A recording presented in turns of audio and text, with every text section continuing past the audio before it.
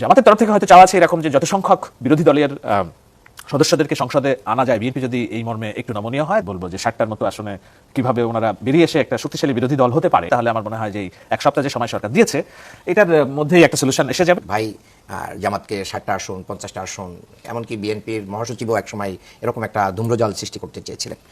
জামাত ইসলামীকে এখন এভাবে কনসিডার করার কোনো সুযোগ নেই। জামাতের নেতৃত্বে একটা জোট অঘোষিত একটা আন্ডারস্ট্যান্ডিং 8 দলীয় মিটিং গতকাল আজকেও হয়েছে। তো সেখানে শক্তিশালীভাবেই জামাত আসতেছে এবং 5ই আগস্ট পরবর্তী যে রাজনীতি, সেই রাজনীতির আকাশটাকে কালো মেঘে আচ্ছন্ন করেছে বিএনপির কতিপয় নেতৃত্ব। আমাকে বলবেন অবশ্যই।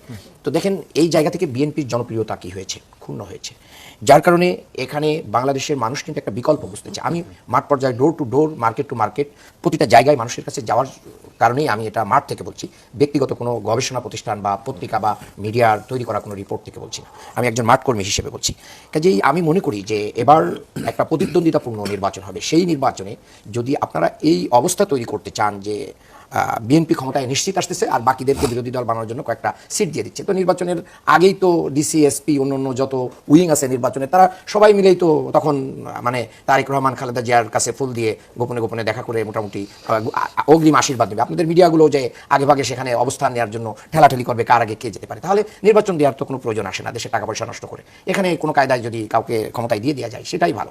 এটা আমি মনে করি পুতুল খেলা না। বাংলাদেশে একটা সরকার পরিবর্তনের যে ধারা, দীর্ঘদিন গণতান্ত্রিক ধারা থেকে আমরা বঞ্চিত। এই জায়গায় ফাইটিংয়ে যদি জামাত একটা সিটও না পায় তো সমস্যা কোথায়?